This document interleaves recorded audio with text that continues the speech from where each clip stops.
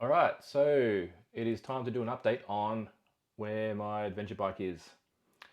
So those that haven't seen the video, which I posted probably 8 months ago, back in February 2022, I ordered a Yamaha Tenere World Raid.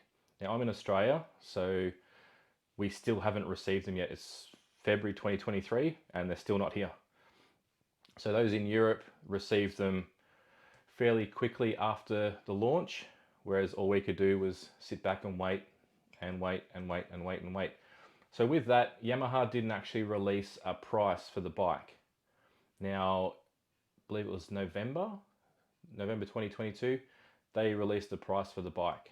Now, this is where things start to get a little bit interesting. So throughout the whole time, from the release date in Europe till even now, Yamaha Australia haven't done any promotion for this bike.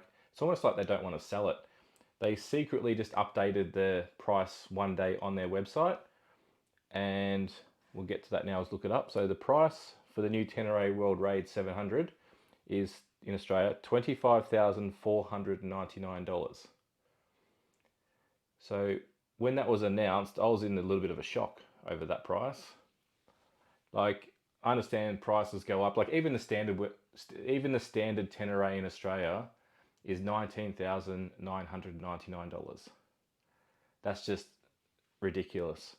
So the reason why I wanted a world raid over a standard Tenere is just more touring capacity. I'm not really interested in single track or anything like that. I just want more of a tourer, but I didn't want to go down the BMW GS route yet.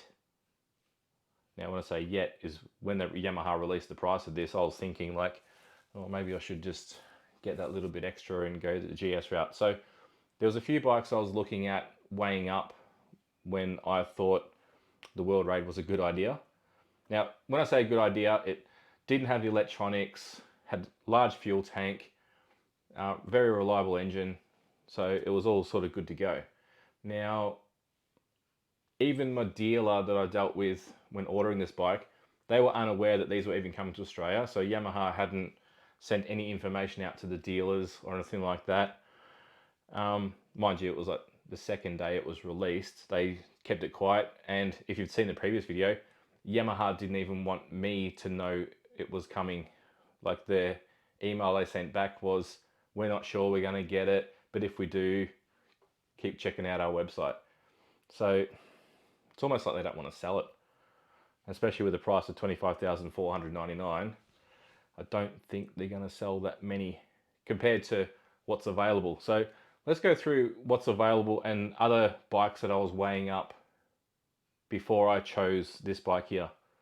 So the Tenere bike is still the basics of the basic of what you can get compared to what's out there. So what I mean by that is no cruise control, it still has cable throttle, has a switch that you can turn ABS on and off, and the World Raid was the first in the series to come out where you could dedicate like an off-road function to turn it off completely, front and rear. So 25,499. What other bikes can you get in that price range? All right, so let's look at the bikes I was looking at. So pretty popular in Australia, KTM 890 Adventure R, $25,380. So straight away, we're already cheaper. And that thing is loaded with technology. It's a renowned bike here in Australia for adventure riders. Good to go. I personally don't like the way KTM's going down the path of giving you everything to test, and then after 1500 Ks, we'll turn everything off and then you've got to pay for it all again, depending on what you want. That I don't really like. So the price will come up on the Adventure there. A couple other bikes. The Norden 901, also owned by KTM, but the Husqvarna Norden 901.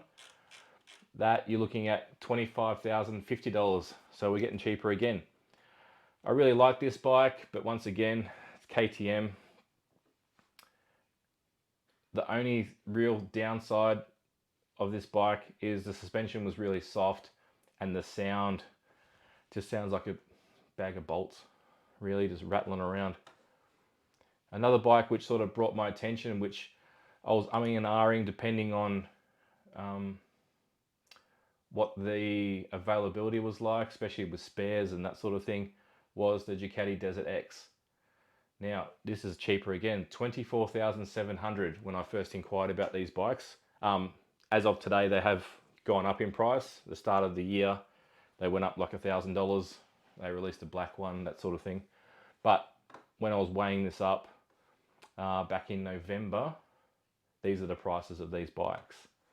So you have to wonder what Yamaha is doing trying to sell this bike for $25,500 when the conversion rate from when they were purchased in Europe mid last year, it came in around $22,000 to $23,000.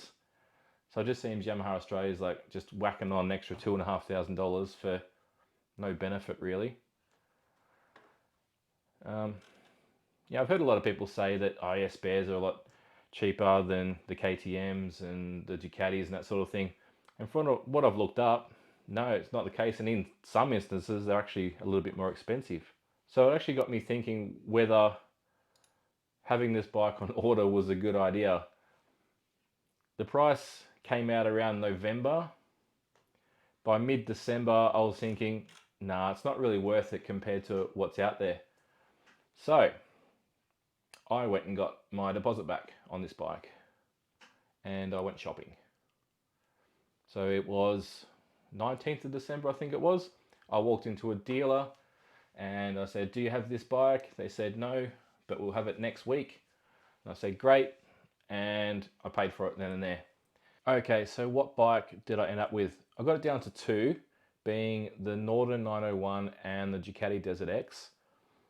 Main reason is just the fact that the electronic aids that they have compared to the World Raid, and they're cheaper. The quality of the bike, probably Ducati is the higher quality of the three bikes, just in the fit and finish of the bikes themselves. If we go just Ducati's standard, quick shift, hydraulic clutch, electronic throttle, whole bunch of different electronic aids, power options, and it's the most powerful out of those three bikes there.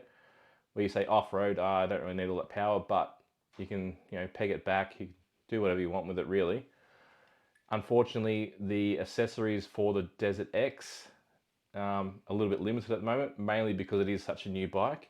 With the World Raid, the rear end's the same as the standard Tenere, so a lot of the accessories are interchangeable, and that bike's been out for a lot longer.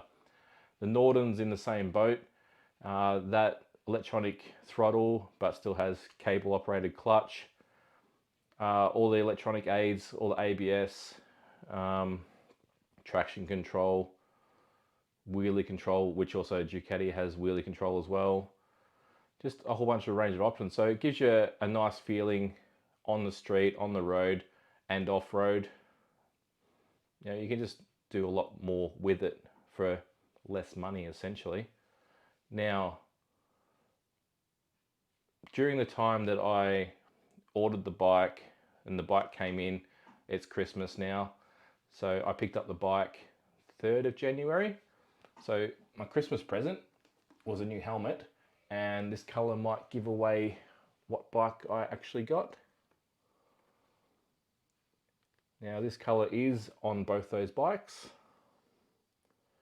Now, if you don't know, this is an Arai XT4, pretty common adventure helmet. Just mounted the GoPro on it. So next video, we're going to show what the bike is, and we're going to go for a ride. See you then.